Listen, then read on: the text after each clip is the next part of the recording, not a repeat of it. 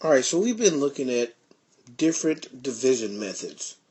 We've looked at the wedding cake. Well, most of y'all have probably seen the wedding cake. Some of y'all are probably starting off with the Big Seven. But the Big Seven is a division method that takes advantage of repeated subtraction, something that we've talked about, and knowledge of basic facts. So what you can do with the Big Seven is you really don't have to really know all of your facts. You can know a limited number of facts, but you can use those facts that you know about a certain number to help you solve a division problem. And then after you get better, you can probably choose another method, or you can keep using this one. So now, let's go to this next problem. So we're looking at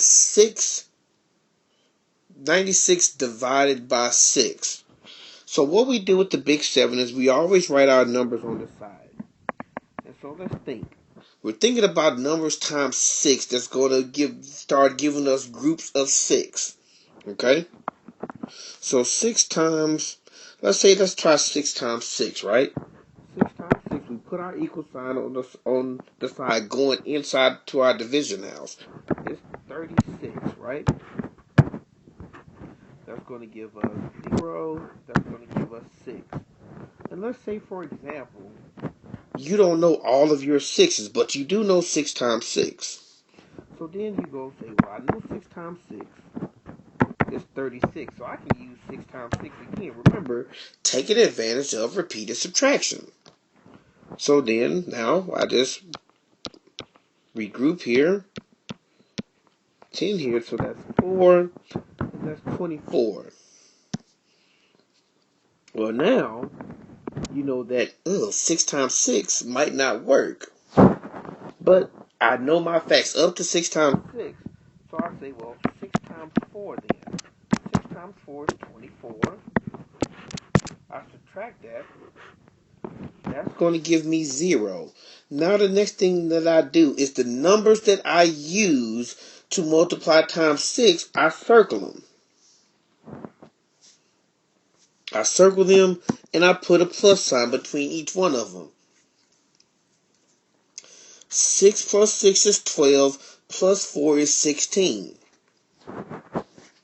So on top of my division house, 16 is now my quotient. I go ahead and box my quotient. Best I can. I wrote that probably too close to the top. So 16 is my quotient. Now, as always, the thing now I have to do is go and check.